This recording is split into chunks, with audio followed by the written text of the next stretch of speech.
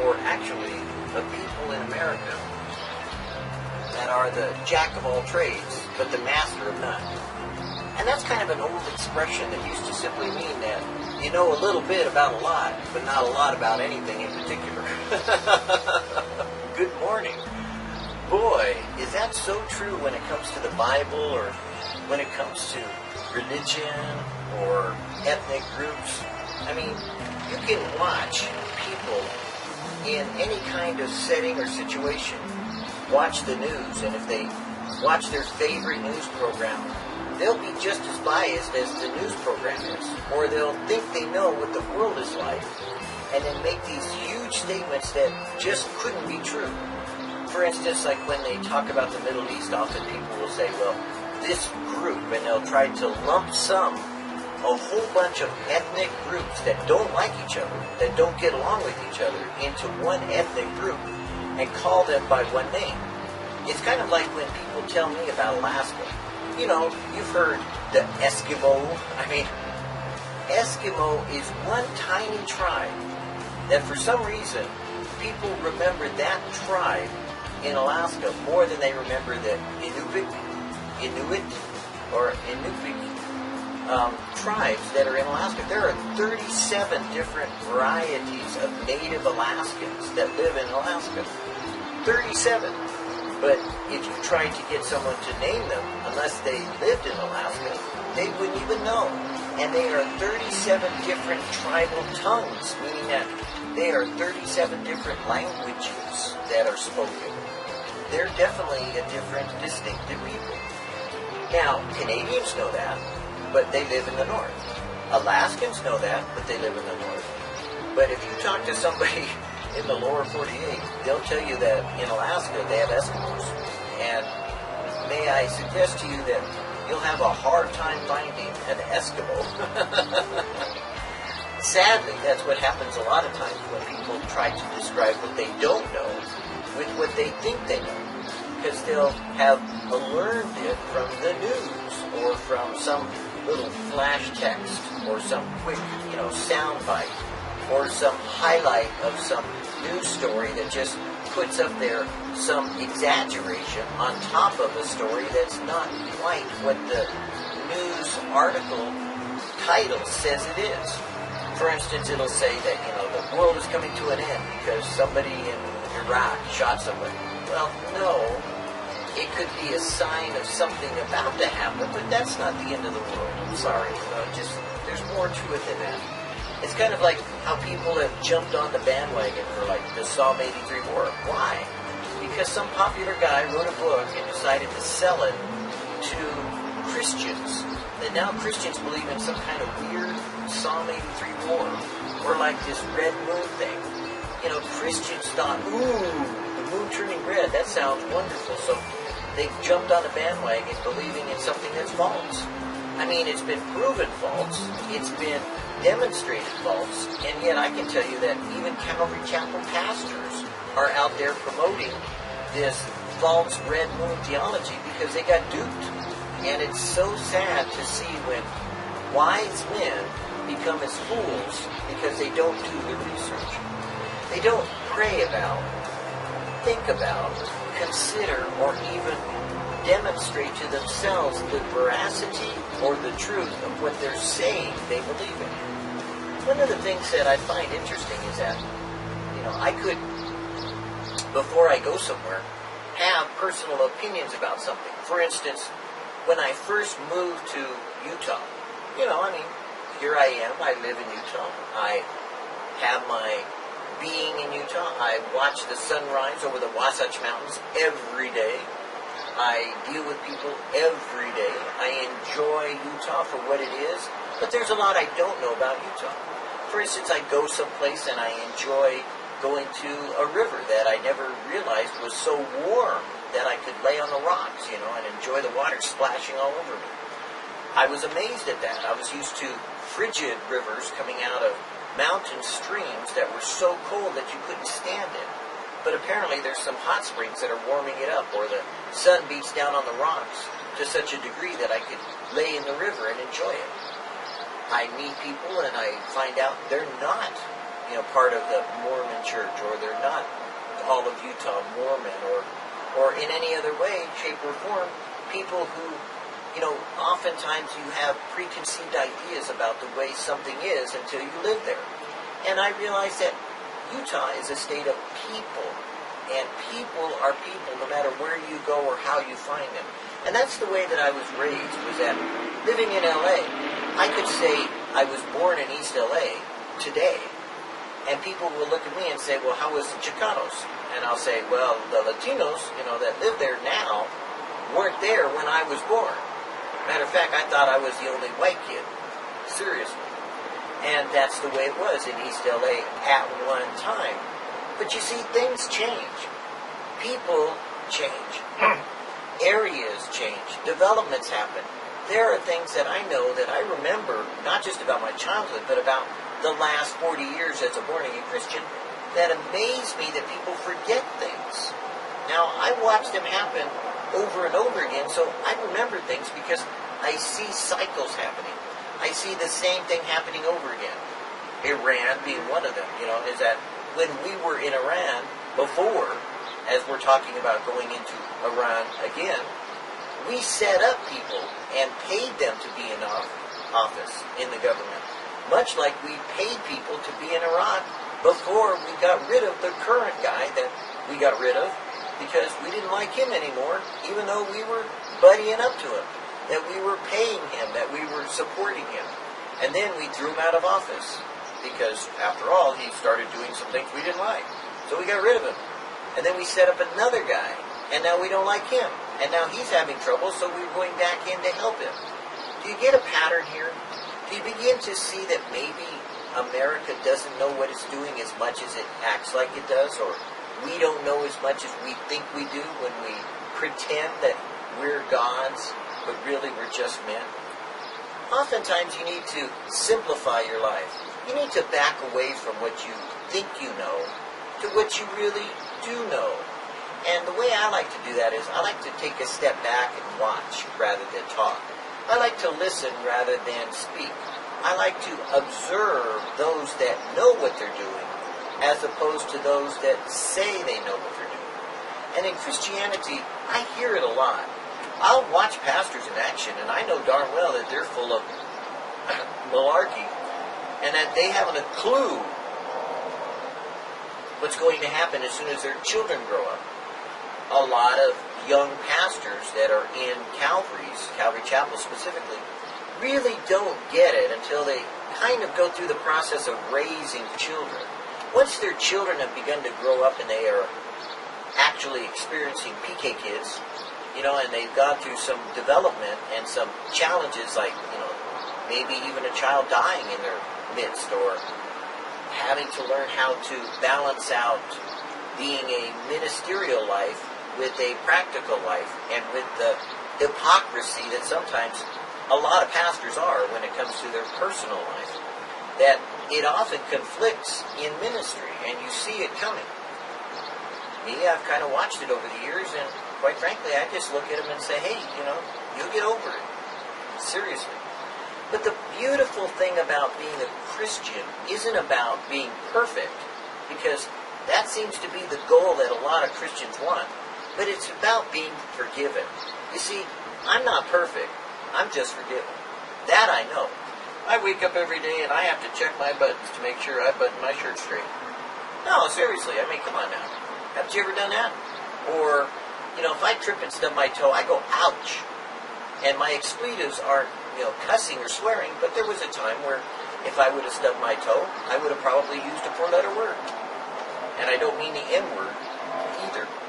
But that's the process that we go through as Christians. It's kind of like the gradual changing from the darkness to the light. That's what we call dawn. Dawn is a changing over from being in the dark to being in the light. And as Christians, we're developing and we're changing slowly. The sun doesn't come crashing over the Wasatch Mountains and it goes from instant dark to instant light. No.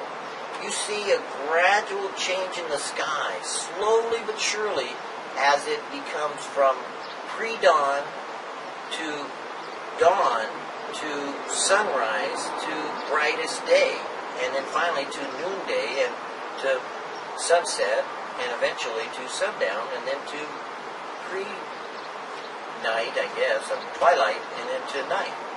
And you'll see stars come out. Well, they didn't come out, they've always been there, and the same thing with the sun, it's always there, but the earth turns, and so you realize that. But the point being is that the effects of the earth turning you see gradually and slowly.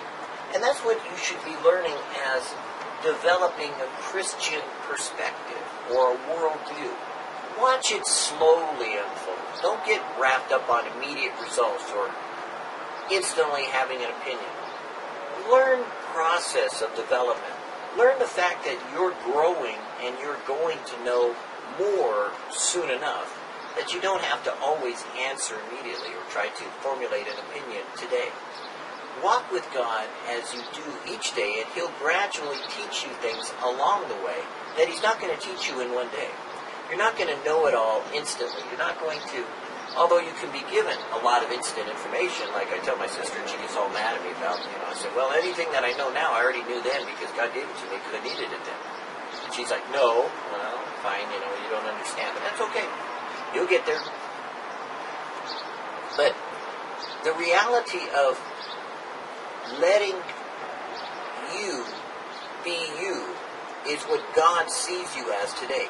He knows you're not perfect. He knows you're going to mess up. He knows you're going to screw up.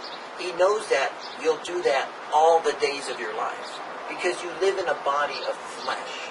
You can't get past the reality of who you're supposed to be really crucifying is yourself, not everybody else that you find something or a problem with or that you think is wrong. But rather, the only cross you get to bear is the one you get to wear, and that's the person whom you get to crucify, yourself. Jesus never said to deny the other guy. Jesus never said deny that person. Matter of fact, all those people actually have a claim on you. But Jesus said deny yourself and take up your cross and follow me, because we're not here to serve ourselves, though I'll admit the majority of Christians do, and the majority of Christianity is pretty egocentric, and most of America is about me, my, and mine, rather than theirs, ours, and making what nowadays people are calling either communism or socialism or sharing the wealth or whatever. They put these phony names on them to try to deride them and make them sound like a bad thing. Do you realize that sharing wealth is a good thing? As a matter of fact, Jesus said, if you're wealthy, how hard it will be for you to enter the kingdom of heaven. I got news for Americans. Most Americans, if they're realizing how wealthy they are, if they haven't done something about it, probably are going to wake up the day after the rapture and say, well, what happened? And I'll just simply say, if I'm here, well, tried to warn you, we are the wealthy ones.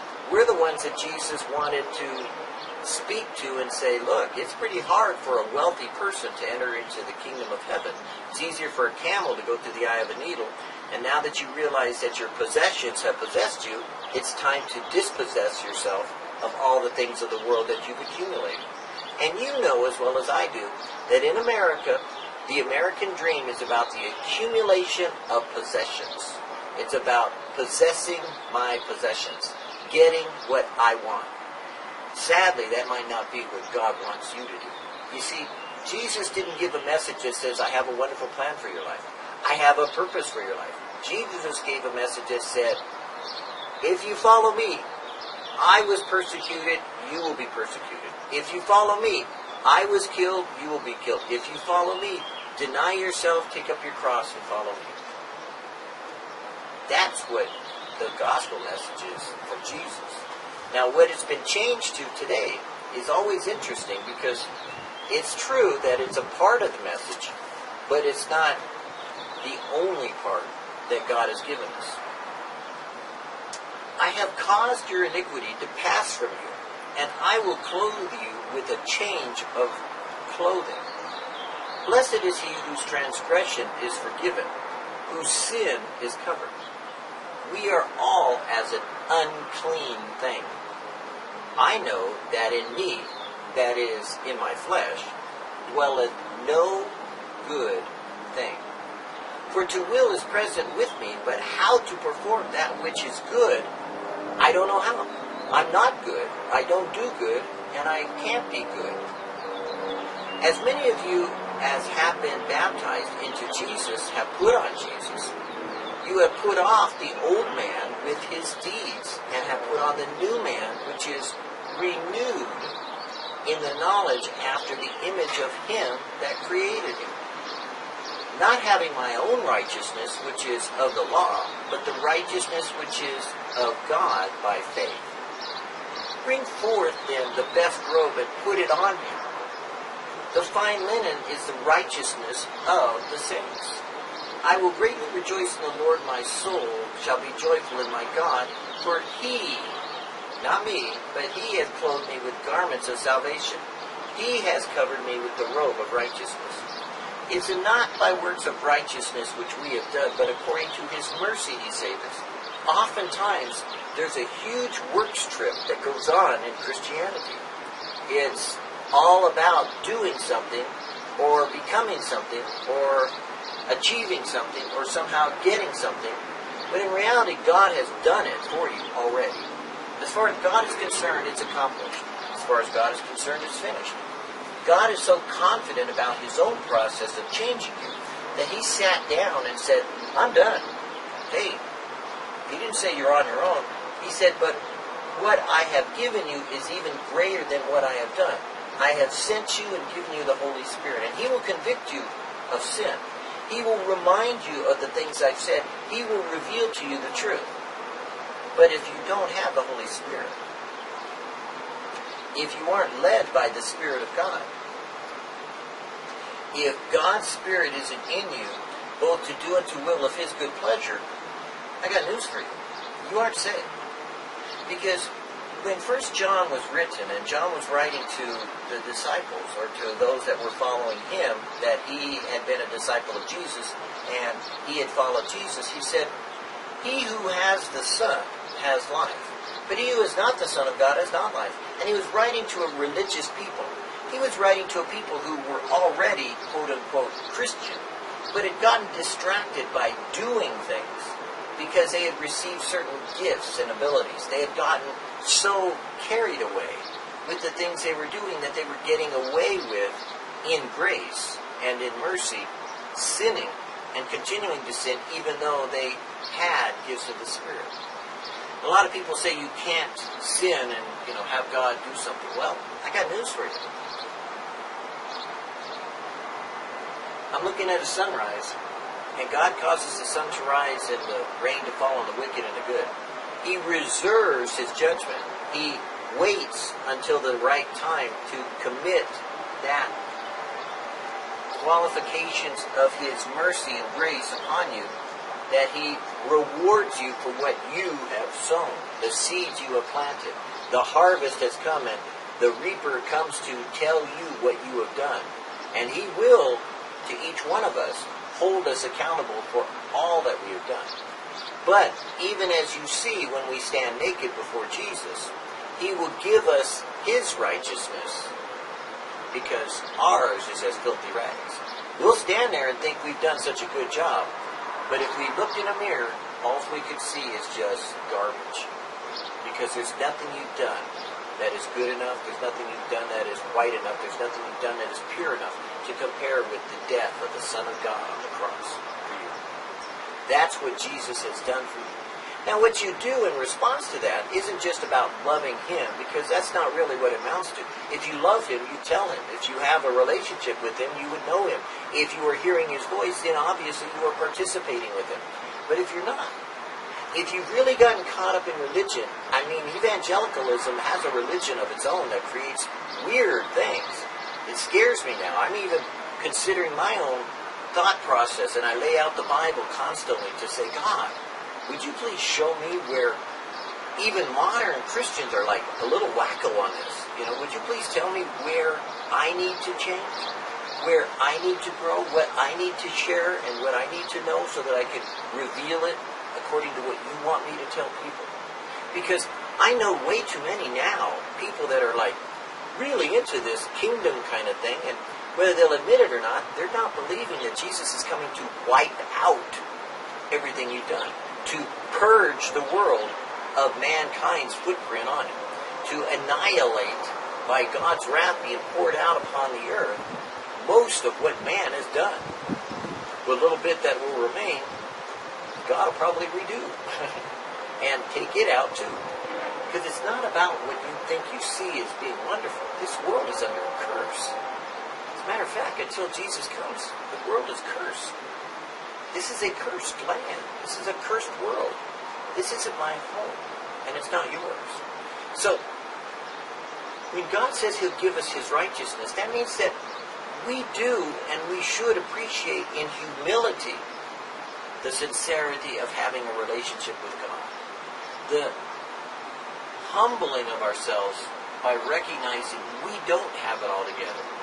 By admitting to ourselves, not just once in the past, but daily, every day, that we are sinners, period. And we need to ask for mercy and grace every day. We need to walk in His forgiveness, to talk of His mercy, to remind people of the grace we've been given, and to share Jesus in that way. Otherwise, you're not forgiven because you haven't forgiven. You won't get grace unless you give grace. And as a matter of fact, you won't receive mercy unless you are merciful. Let that be our guide word. Remember that you're not given salvation to keep it for yourself. You're given salvation in order to give it away.